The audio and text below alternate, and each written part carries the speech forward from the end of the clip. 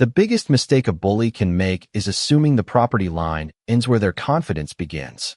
The sweet smell of crushed grapes drifted through the cool morning air as my truck rolled slowly between rows of vines glowing under the first light of a late September sunrise.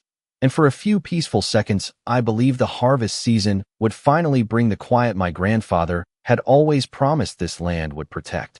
Then I saw them. Two white SUVs with oversized magnetic decals reading HOA Compliance Patrol sat in the middle of my vineyard where no subdivision road had ever existed, their tires pressing fresh tracks through damp soil that had taken decades to nurture. The metallic clank of a post driver echoed across the valley as three men in matching polo shirts planted bright warning signs between my vines like they were marking conquered territory instead of private farmland. One of them carried a clipboard. Another spoke into a handheld radio with all the confidence of a police officer directing traffic. The woman supervising everything stood with her sunglasses perched on perfectly styled blonde hair, pointing toward my winery barn while sipping coffee from a travel mug that probably cost more than my grandfather's first pickup truck. She didn't even look up when I parked. I shut off the engine, stepped onto the gravel, and listened to the crunch beneath my boots mixing with the distant hum of irrigation pumps that had been feeding these vines since long before anyone dreamed of building luxury homes across the ridge. My name is Nathan Walker, and my family has grown grapes on this hillside for 54 years. Every fence post, every irrigation line, every weathered oak barrel inside the winery carries fingerprints from 3 generations of hard work. My grandfather bought this land in 1972 when everyone else thought these hills were worthless, and my father taught me that vineyards reward patience more than strength. After selling my construction engineering company 5 years ago, I came back because I wanted a slower life measured by harvest seasons instead of quarterly reports. I wasn't looking for fights. I wasn't interested in neighborhood politics. I wanted mornings that smelled like fresh earth, afternoons spent repairing trellises, and evenings watching sunlight disappear behind rows of Cabernet vines. Apparently, that dream offended someone. The woman finally turned toward me with the practiced smile of someone who had spent years confusing authority with ownership. "Good morning," she said, holding up a stack of papers before I even introduced myself. "We're conducting an official HOA compliance inspection. This property has several violations that require immediate correction." I looked past her toward the freshly planted sign. "Private HOA inspection area. Do not remove." It stood less than 10 feet from a survey marker my father and I had uncovered together when I was 16. My eyes settled on that old iron stake, half buried beneath wild grass, and I almost smiled because none of them had noticed it. None of them understood why it mattered. They believed they had arrived to enforce rules against another homeowner. What they didn't know was that my vineyard had never belonged to their HOA, not for one single day. And every step they had already taken across my land was about to become the most expensive lesson their board would ever learn. Nobody in my family ever measured wealth by the size of a house or the logo on the front of a luxury SUV. We measured it by the taste of the first grapes every September, by the sound of rain landing on healthy leaves after a dry summer, and by whether the next generation still wanted to wake up before sunrise to work the same ground. My grandfather, Thomas Walker, bought these 43 acres in 1972 with money he earned repairing tractors across 3 counties. Back then, this valley was little more than cattle fields, weathered barns, and winding dirt roads. Everyone laughed when he planted grapevines where other farmers insisted nothing valuable would grow. 20 years later, those same neighbors were asking him for advice. My father expanded the vineyard 1 careful acre at a time, never borrowing more money than he could repay with one harvest. He believed shortcuts always charged interest eventually. I grew up carrying pruning shears that felt too big for my hands and dragging irrigation hoses through rows that seemed to stretch forever. Even now, I can still remember the rough texture of old cedar posts scraping my palms, the sharp scent of freshly cut vines in early spring, and the familiar whistle my father used whenever he wanted me to look up instead of staring at the dirt beneath my boots. Those memories are worth more to me than any appraisal a real estate agent could print on glossy paper. After college, I became a civil engineer, eventually building a successful construction company that specialized in commercial infrastructure. For nearly 15 years, my life revolved around blueprints, inspections, deadlines, and conference rooms filled with people arguing over decimal points. The work paid well, but every time I drove back to the vineyard for Thanksgiving or harvest season, I felt like I was borrowing someone else's life instead of living my own. 5 years ago, I sold the company, returned home permanently, modernized the irrigation system, restored the winery barn, and started producing small batches of estate wine. It was never about becoming rich. It was about protecting something that already had value long before I understood it. That is why I paid close attention to every deed, every property survey, every recorded easement, and every county filing tied to this land. Engineers develop strange habits. We trust measurements more than opinions and documents more than rumors. When developers began building luxury homes across the Eastern Ridge almost 8 years earlier, representatives approached my father with generous offers to join their planned community. They promised higher property values, shared amenities, private security, and neighborhood prestige. My father politely declined every proposal. He did not want architectural committees deciding the color of his barn or homeowners association meetings discussing the future of farmland that had existed decades before their subdivision. Instead, attorneys carefully recorded a permanent exclusion for our parcel before the first foundation of that neighborhood was ever poured. I remembered sitting beside my father in the county recorder's office while he smiled quietly and said, "Paper lasts longer than promises." Standing there now, watching strangers walk confidently through vines they had absolutely no authority to inspect, I realized they had never bothered to learn the history of the ground beneath their expensive shoes. Brenda Holloway had perfected the kind of smile that looked warm from across the street and freezing up close. She carried herself like someone who believed every driveway, mailbox, and fence line existed because she allowed it.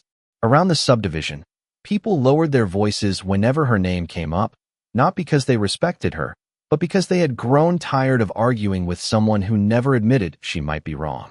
She had served as president of Willow Ridge Estates Homeowners Association for almost 6 years, and during that time the neighborhood newsletter slowly transformed from gardening tips and community events into pages of violation notices, policy reminders, and carefully worded warnings about preserving property values.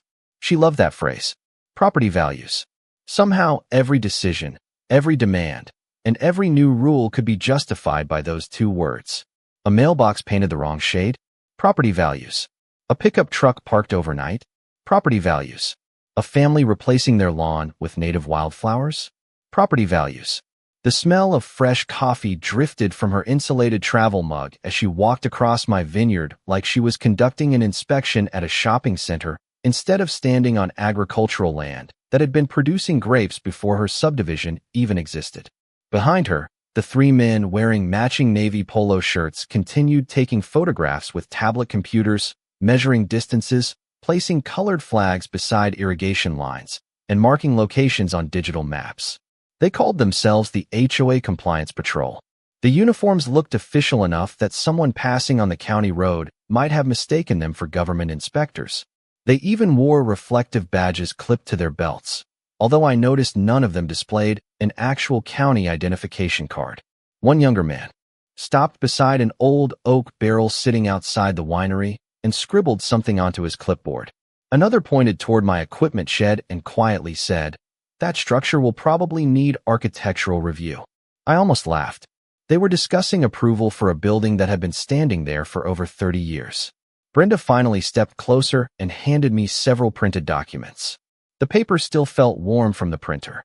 The top page listed unauthorized agricultural structures, commercial activity without HOA approval, improper fencing standards, and landscape violations.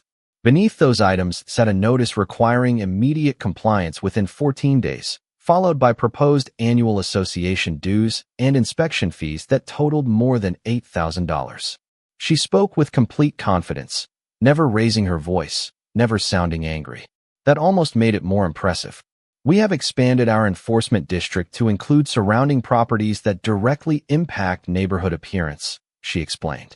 "Most owners cooperate once they understand the benefits." I looked beyond her shoulder toward the hillside where expensive homes overlooked my vineyard. Their perfectly trimmed lawns stopped precisely where my fence began. That fence had never moved an inch. The county markers had never moved. The recorded boundary had never changed. Only Brenda's imagination had expanded. As she continued explaining new policies about vineyard maintenance, approved entrance signage, visitor parking, and operating hours for my tasting room, I noticed one of her inspectors quietly hammer another bright warning sign into the ground only a few feet from the old iron survey monument my father had shown me years ago. The sound of metal striking metal echoed softly through the valley, and I found myself thinking the same thing my father always said whenever someone ignored a boundary line. Sooner or later, the map always wins. The morning that should have ended with a simple conversation stretched into an entire week of calculated pressure. By the following Monday, every entrance to my vineyard displayed bright orange compliance tags, fluttering in the breeze, their glossy paper snapping softly whenever the wind rolled down from the hills. Someone had tied them to my front gate, my winery sign, the equipment shed, and even the old split-rail fence my grandfather built by hand. Every tag carried the same message: pending homeowners association enforcement action. I peeled one from the gate and felt the sticky adhesive cling stubbornly to my fingertips. The paper smelled like fresh ink, which meant they had been printed only hours earlier. Before I could finish removing the last tag, another white sport utility vehicle eased onto the gravel shoulder outside my entrance. Two members of the compliance patrol stepped out carrying cameras and measuring wheels. They never asked permission. They simply began photographing irrigation valves, grape trellises, drainage ditches, and the gravel parking area where weekend visitors usually gathered for wine tastings. One of them even measured the width of my entrance road while quietly discussing whether additional landscaping would be required to satisfy neighborhood standards. They spoke as though the decision had already been made. Around noon, my phone began ringing. First, it was a delivery company asking why my property had been listed as undergoing regulatory review. Then a wedding planner called to confirm whether an upcoming vineyard event should be canceled because of reported access restrictions. By sunset, two longtime customers had emailed asking whether the winery was closing permanently after reading comments posted on the neighborhood social media page. Brenda had not merely delivered paperwork. She had created the appearance that her authority already existed, and people naturally assumed official-looking notices must be legitimate. The following morning, another envelope arrived inside my mailbox. It contained revised inspection fees, administrative penalties, and a demand that I attend the next homeowners association board meeting to discuss my noncompliance. The total now exceeded $12,000. At the bottom appeared a sentence that almost made me admire her confidence. Failure to cooperate may result in additional enforcement. Measures affecting property access. I folded the letter carefully instead of crumpling it. Engineers learn early that every document tells a story, even when it is completely wrong. Throughout the week, I noticed unfamiliar vehicles slowing beside my vineyard entrance. Curious homeowners rolled down their windows, glanced at the warning signs, then drove away believing whatever explanation they had already heard. The smell of ripe fruit filled the afternoon air while clusters of Cabernet grapes waited for harvest. Yet instead of preparing barrels and scheduling pickers, I found myself documenting license plates, photographing every notice they posted, and quietly recording the exact location where each sign had been placed. Every timestamp mattered. Every photograph mattered. Every footprint crossing the property line mattered. Brenda visited again late Friday afternoon, wearing the same polished smile she had carried all week. She looked across the vineyard, nodded with quiet satisfaction, and said, "Most owners stop resisting once they understand how this process works." I slipped the newest notice into a weatherproof folder, glanced once more at the old county survey marker standing only a few feet behind her, and realized she had unknowingly built her entire strategy on one assumption that had never been true. She believed confidence could rewrite a property boundary. I already knew the county records would eventually prove otherwise. By the second week, I decided to stop reacting and start observing. There is a strange kind of power that comes from saying very little while everyone else keeps talking. Brenda clearly interpreted my silence as surrender because the notices became more aggressive with each passing day. Certified envelopes arrived almost every afternoon, stacked neatly inside my mailbox with legal-sounding language that grew more dramatic every time. One letter warned that continued noncompliance could result in restricted access to community services that I had never used. Another claimed my vineyard traffic created an unreasonable burden on neighborhood infrastructure even though every visitor entered directly from the county road without ever passing through the subdivision gates. The claims became so detached from reality that they almost sounded fictional, but fiction printed on official letterhead has a way of convincing people who never bother to verify the facts. I made a few phone calls anyway. The county sheriff's office explained that the situation appeared to be a civil property dispute unless an actual crime occurred. The deputy was polite, professional, and honest enough to admit that property boundary disagreements usually require documentation rather than patrol cars. My attorney reviewed the notices and recommended patience before taking formal action. Do not interrupt someone while they are creating evidence against themselves, he told me. That sentence stayed with me the entire drive home. The afternoon sun reflected off the windshield as I pulled through my entrance and immediately noticed another new sign tied to the vineyard gate. Unauthorized commercial activity under review. The smell of warm cedar from the fence mixed with the sweetness of ripening grapes while I photographed the sign from every possible angle before removing it. I stored each notice inside labeled folders arranged by date and time. Years spent managing engineering projects had taught me that details become powerful when they are organized. I even began recording weather conditions because damp soil preserved footprints remarkably well after morning dew. Several neighbors quietly stopped by during harvest preparation, not to help, but to ask cautious questions. They had heard that my vineyard was about to be absorbed into the association. One older gentleman apologized before speaking, explaining that nobody wanted trouble with Brenda because challenging the board usually resulted in expensive arguments. I thanked him for his honesty instead of asking him to take sides. Fear spreads faster than facts in communities where people believe authority is never questioned. Friday afternoon brought another surprise. A landscaping contractor arrived with a trailer full of decorative shrubs and confidently informed me he had been hired to improve my entrance according to community standards. He seemed genuinely confused when I explained that I had never signed a contract.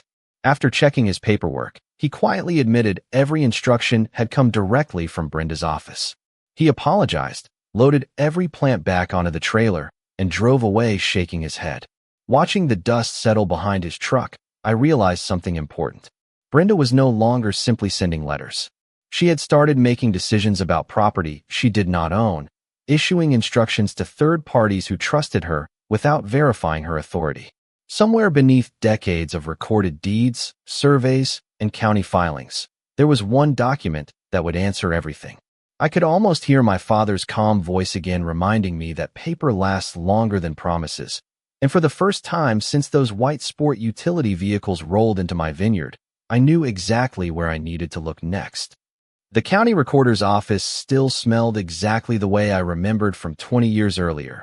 A mixture of old paper, polished wood, and the faint scent of toner drifting from printers that never seemed to stop working. Nothing in that building moved quickly, and I had always appreciated that. Facts do not become more accurate simply because someone rushes them. I signed the visitor log, greeted the clerk who had known my father by name, and requested every recorded document connected to our parcel since 1972. She disappeared into the archive room and returned pushing a small cart loaded with thick binders, folded survey maps, and certified copies protected inside clear sleeves. The first hour confirmed everything I already knew. My grandfather's original deed, my father's transfer documents, utility easements, agricultural tax classifications. Then I opened a large subdivision plat recorded almost 8 years earlier, the same year Willow Ridge Estates officially came into existence. A heavy black line outlined every lot inside the development, winding carefully around streets, ponds, walking trails, and landscaped entrances. My vineyard sat immediately beside that line, but never crossed it. A bold notation caught my attention near the bottom of the page. Excluded agricultural parcel. I leaned closer until the paper almost touched my fingertips. Beneath that label appeared a recording reference directing readers to another document stored in a separate volume. The clerk helped me locate it only minutes later. There it was, exactly as my father had promised years before. A permanent exclusion agreement recorded before the first subdivision lot had ever been sold. The language could not have been clearer. Our vineyard, Winery buildings, access road, and agricultural operations were specifically excluded from the Declaration of Covenants, conditions, restrictions, assessments, architectural control, and all future governance by the Homeowners Association. I read the paragraph 3 times, smiling a little more each time. Attached to the agreement sat a professionally surveyed boundary map, stamped by the county surveyor and signed by every developer involved in the original project. Nobody had hidden the truth. Nobody had buried complicated legal tricks inside dozens of pages. The answer had been sitting inside the public record the entire time, waiting for someone willing to read it. Then I noticed something even more interesting. The official map showed the exact location of several temporary inspection signs Brenda's team had installed. Every single one stood well inside my recorded property line. Their inspection photographs, warning notices, measurements, and compliance patrol activities had all taken place entirely outside their jurisdiction. The old iron survey monument my father once pointed out matched the coordinates printed on the certified map within a fraction of an inch. Suddenly, every photograph I had taken over the previous 2 weeks became more valuable. Every timestamp connected directly to a documented boundary. Every warning notice had a precise location.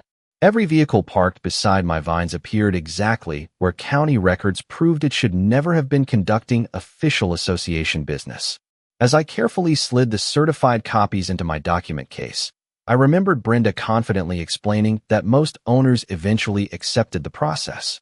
She had been right about one thing. The process was absolutely underway. The only difference was that she believed she was writing the story, while the county records had quietly finished writing the ending years before she ever arrived in this valley. When I pulled into the vineyard the next morning, the valley felt different. The cool air carried the familiar scent of damp soil and ripening Cabernet grapes. But this time I was no longer wondering whether I had enough evidence. I was wondering how long it would take before Brenda realized every move she had made had already been documented against the public record. I spent the first hour walking every boundary marker with a survey-grade GPS receiver left over from my engineering days.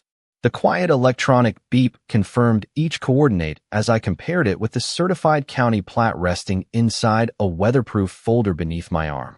Every reading matched perfectly. The old iron monument my father had shown me years earlier stood exactly where the survey recorded it. The split-rail fence followed the legal boundary. Even the fresh tire tracks from the Homeowners Association sport utility vehicles crossed several feet into my property before turning toward the winery barn.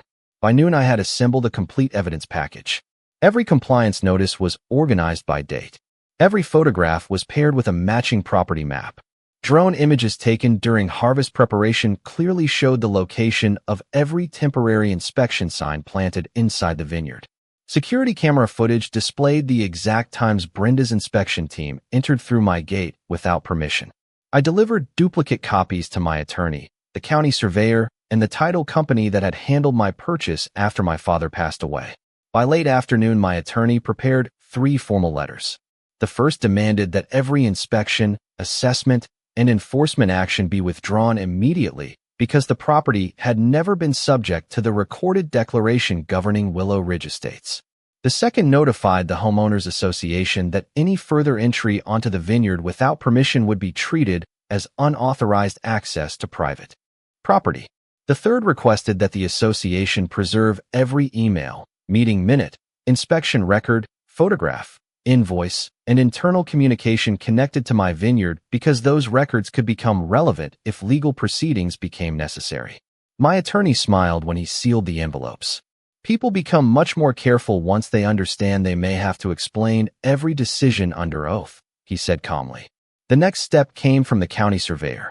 After reviewing the certified plats and my photographs, his office agreed to conduct an official field verification of the boundary monuments.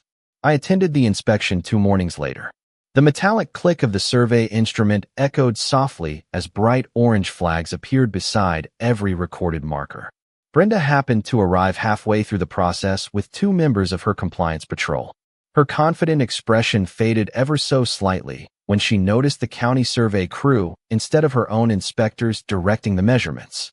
She walked toward the lead surveyor carrying another folder of association documents, but he politely raised one hand before she could begin speaking. "Ma'am," he said in a steady voice, Today we are only verifying recorded property boundaries. For the first time since those white sport utility vehicles entered my vineyard, Brenda stopped giving instructions and started asking questions. She looked from the survey flags to the certified maps, then toward the warning signs her own team had installed weeks earlier. None of them stood where she believed they did. They stood exactly where the county had always said they were, and the silence settling over the vineyard felt heavier than any argument either of us could have made. The official boundary verification took less than 3 hours, but the consequences began unfolding before the survey crew packed away their equipment.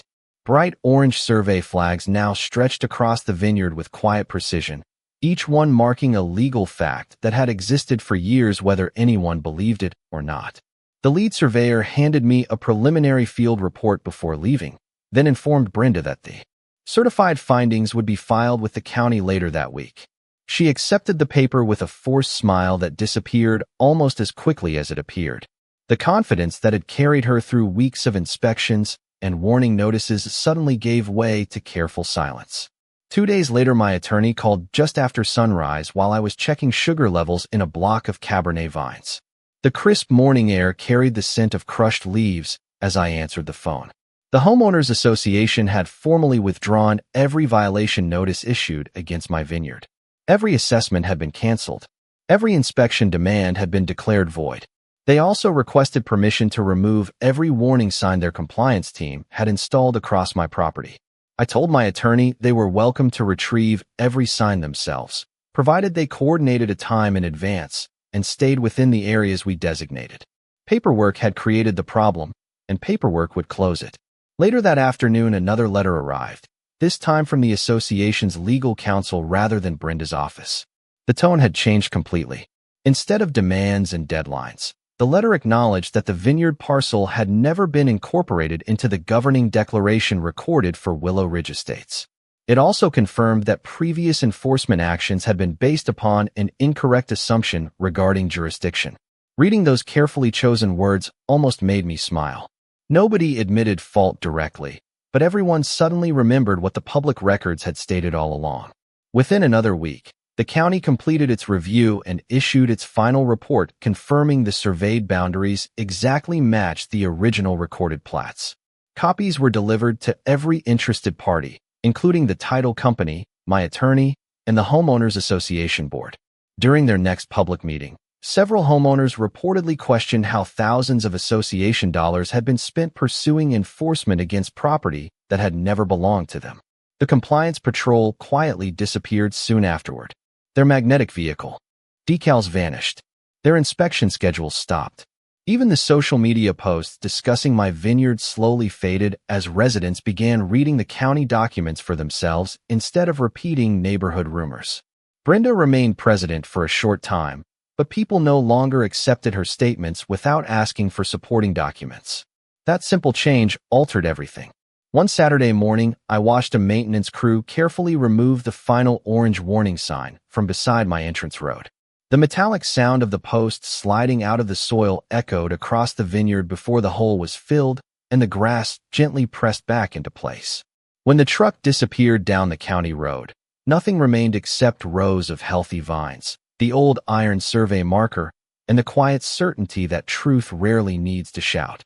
It only needs time, accurate records, and enough patience to let confidence collide with facts. Harvest arrived exactly on schedule, just as it had every autumn since my grandfather planted the first vines across these hills more than half a century earlier. The cool morning air carried the rich scent of ripe grapes, damp earth, and fresh oak barrels waiting inside the winery. Pickers laughed between the rows as buckets slowly filled beneath the golden light of sunrise, and for the first time in weeks the only sounds drifting across the vineyard were birds settling into the trees and the steady hum of the grape press beginning another season. It felt as though the land itself had quietly decided the argument was finally over. Visitors returned almost immediately after the county reports became public. Couples wandered through the vineyard carrying tasting glasses instead of wondering whether they were allowed to be there. Families stopped to photograph the rolling hills glowing beneath the afternoon sun. One retired couple told me they had almost canceled their reservation after reading rumors online, but they decided to verify the story for themselves. I poured them 2 glasses of Cabernet and simply smiled. Facts have a way of aging much better than gossip. A few weeks later, I drove past the entrance to Willow Ridge Estates on my way into town. The decorative stone monument still stood beside the road, but something had changed. The oversized inspection vehicle that used to patrol the neighborhood was gone. The bulletin board outside the clubhouse displayed notices about community events instead of enforcement campaigns. Even the atmosphere felt quieter, as though people had grown tired of living under assumptions that never bothered to check the public record. I later learned that the association adopted new procedures requiring independent verification before any future enforcement action involving neighboring properties.